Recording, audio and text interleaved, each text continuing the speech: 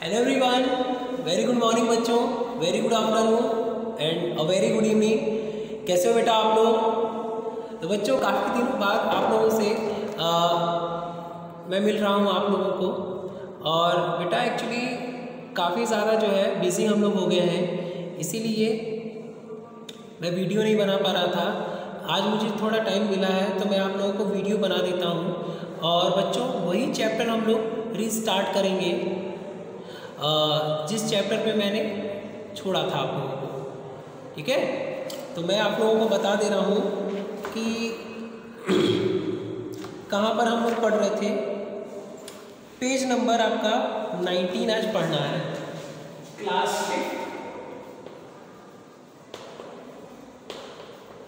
5 social science है ना बच्चों। पेज नंबर आप लोग 19 ओपन कर लीजिए। और बच्चों आज की डेट जैसा कि आप सारे बच्चे जान रहे हो है ना, 12 जनवरी और 2021। बच्चों आपको पता है कि 12 जनवरी क्या है? नहीं ना, 12 जनवरी बच्चों नेशनल यूथ डे होता है। नेशनल यूथ डे, राष्ट्रीय युवा दिवस। क्या होता है बच्चों? राष्ट्रीय युवा दिवस। तो जानते हो बच्चों ये क्यों मनाया जाता है? एक्चुअली बेटा स्वामी विवेकानंद का जन्म 12 जनवरी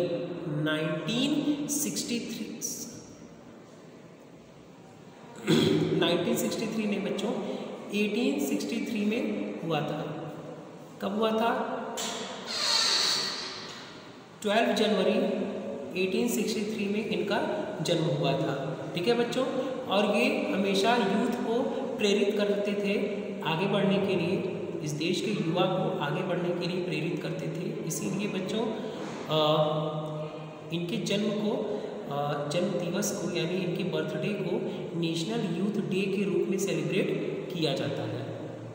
और बच्चों इनका एक बहुत अच्छा कोटेशन है ना, arise awake and stop not till the goal is reached. यानी बच्चों उठो जागो और तब तक ना रुको जब तक कि लक्ष्य की प्राप्ति ना हो जाए। ओके गाइस, चलो बच्चों पेज नंबर 19 हमारा है और हम लोग वहीं से स्टार्ट करते हैं। So let's begin your social class. And sorry everyone कि मैं आप लोगों से मिल नहीं पा रहा था। तो बच्चों कैसा आप लोग पढ़ाई कर रहे हो? सब कुछ तो अच्छा है। चलिए बच्चों अब है डायरेक्शन ऑफ विंड्स। बच्चों हम लोग चैप्टर में क्या पढ़ रहे थे? वेदर और क्लाइमेट यानी मौसम और जलवायु। वेदर क्या होता है बच्चों? Day to day change in the atmosphere due to change in temperature, rainfall and sunshine. And climate क्या होता है बच्चों? Average weather condition of a place for many years. यानी बच्चों एक ही जगह पर अगर टेम्परेचर में, रेनफॉल में अगर चेंजेस आते हैं हर घंटे, तब उसको क्या कहा जाता है? वेदर कहा जाता है, मौसम। लेकिन अगर एक ही जैसा मौसम किसी जगह के लिए काफ़ी टाइम तक एक जैसा ही रहता है तो उसको क्या कहा जाता है? क्लाइमेट कहा जाता है। और इस क्लाइमेट को कौन कौन से ऐसे फैक्टर्स हैं, कौन कौन से ऐसी चीज़ें हैं जो चेंज करती हैं? तो बेटा उसमें है आपका, उसमें students height above the sea level, distance from the sea and direction of winds, है ना। डायरेक्शन ऑफ विंड्स यानी हवा के चलने का जो दिशा है, जो डायरेक्शन है, वो भी बच्चों इसको प्रभावित करता है। जैसे बेटा the climate of a place is also influenced by the direction of winds. यानी किसी भी जगह का जो क्लाइमेट है वो भी विंड की वजह से क्या होता है? प्रभावित होता है। Uneven heating of air around the earth causes winds winds bring along with them the weather of the place from where they blow। और बच्चों एक्चुअली हमारी जो पृथ्वी है वो कहीं पर ज़्यादा गर्म होती है, कहीं पर कम गर्म होती है, तो इस वजह से एयर जो है वो ब्लो करता है। हवा क्यों चलती है बच्चों? Due to uneven heating of the earth surface. पृथ्वी बच्चों अलग अलग तरीके से गर्म होती है, इसीलिए वहाँ पर हवा चलती है। Winds from the sea are cool and moist. Winds from hot areas rise the temperature। हवा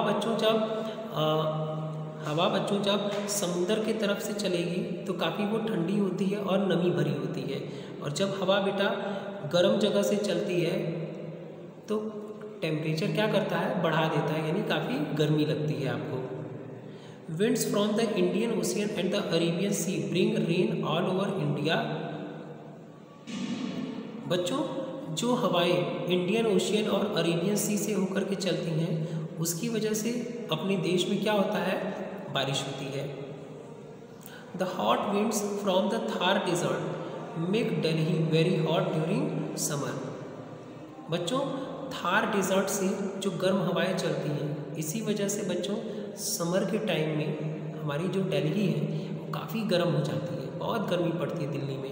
आपको बच्चों ये जानकर हैरानी होगी कि जो हमारे देश की राजधानी है न्यू दिल्ली, वो समर्स जो होते हैं ना, गर्मी के टाइम में बहुत गर्मी पड़ती है, विंटर के टाइम में बहुत ठंड पड़ती है। मतलब ये फेमस है कि दिल्ली की सर्दी और दिल्ली की गर्मी ये दोनों ही जानलेवा होती है।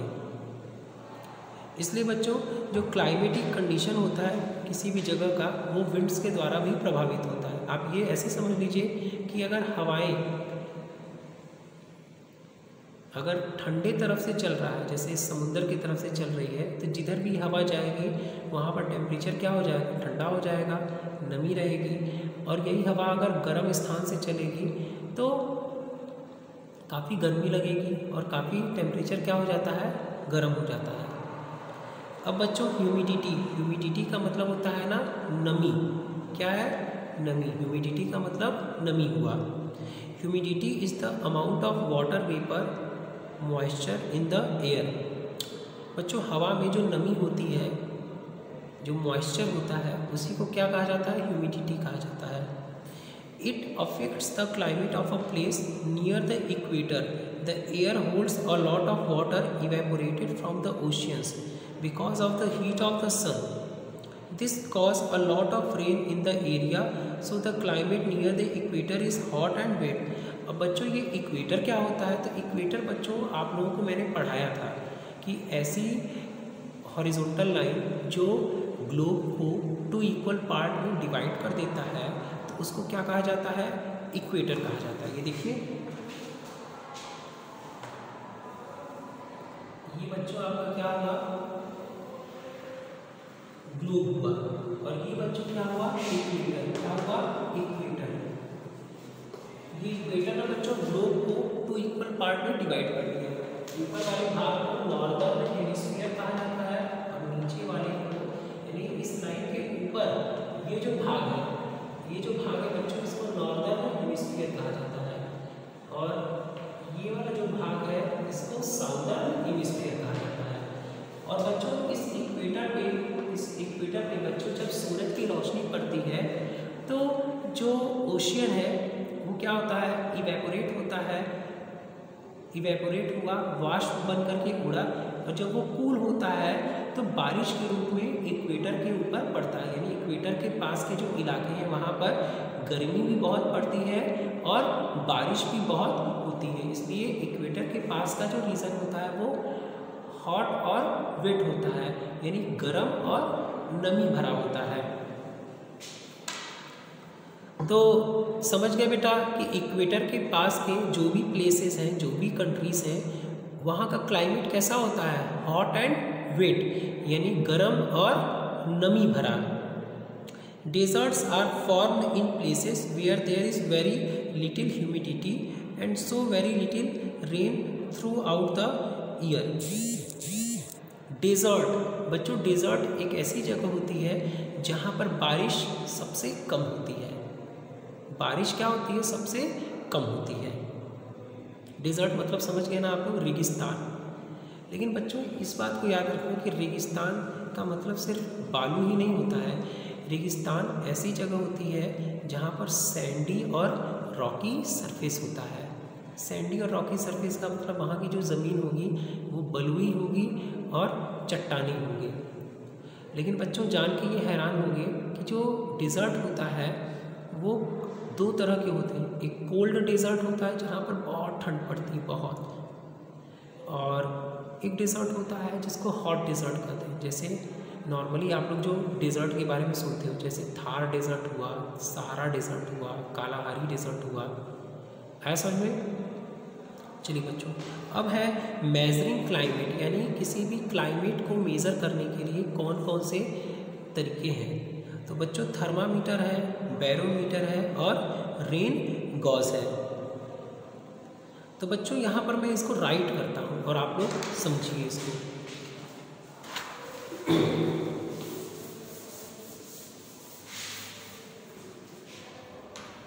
देखो बेटा,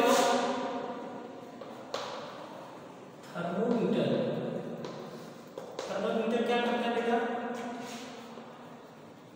टेम्परेचर को मेजर करता है। किसको मेजर करता है, टेम्परेचर को। बैरोमीटर, बैरोमीटर का काम क्या है, ये विंड प्रेशर को मेजर करता है। विंड प्रेशर या फिर कह लीजिए एयर प्रेशर। और बच्चों रेन गॉज, रेन गॉज बेटा क्या करता है, तो रेन गॉज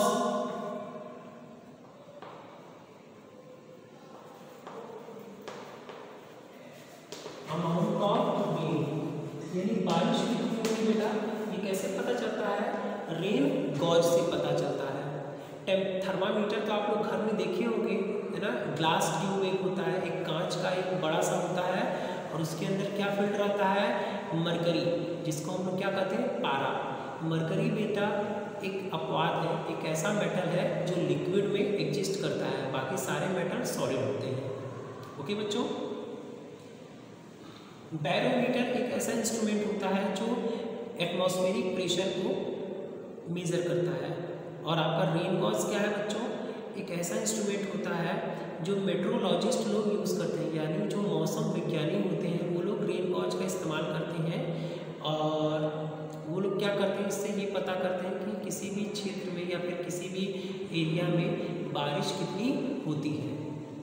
ओके, थर्मामीटर बच्चों एक ऐसा इंस्ट्रूमेंट है जिससे टेम्परेचर मेज़र किया जाता है। और टेम्परेचर बच्चों दो तरीके से मेज़र किया जाता है, या तो डिग्री सेल्सियस में या डिग्री फ़ारेनहाइट में, डिग्री सेल्सियस और डिग्री फ़ारेनहाइट में।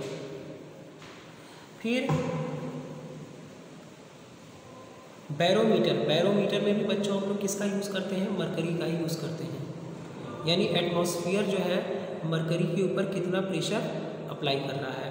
और दूसरा बेटा रेन गॉज, रेन गॉज जो है एक ऐसा डिवाइस होता है जिससे किसी भी एरिया में रेनफॉल का हम लोग पता करते हैं कि बारिश कितनी हुई है। तो बच्चों इस तरह से आप लोगों का ये चैप्टर फिनिश होता है। और आप लोगों से रिक्वेस्ट है, एकदम टोटली रिक्वेस्ट है कि आप लोग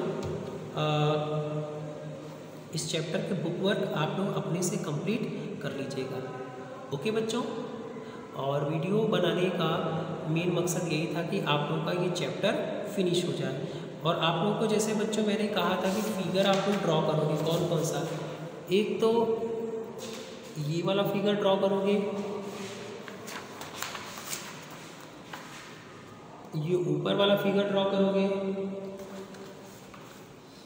और बच्चों ये वाला फिगर ड्रॉ करोगे, ये वाला।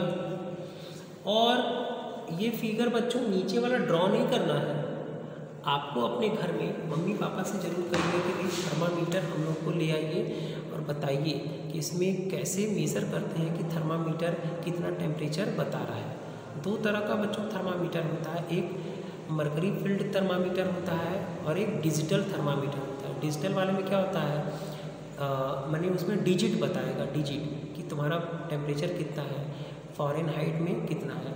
देखो बेटा अगर तुम बहुत स्वस्थ हो, है ना, स्वस्थ हो यानी कोई बीमारी नहीं है, फीवर नहीं है, तो आपका जो टेम्परेचर होगा वो कितना होगा ये देखिए 47 डिग्री सेल्सियस या फिर 98.6 डिग्री फ़ारेनहाइट, है ना, 47 डिग्री सेल्सियस या फिर 98.6 डिग्री फ़ारेनहाइट। चलिए बच्चों, तो लव यू ऑल बच्चों, थैंक यू सो मच। और बच्चों आप लोगों से रिक्वेस्ट है कि पढ़ाई करिए, घर पे मन से पढ़ाई करिए। लव यू ऑल बच्चों, बाय बाय।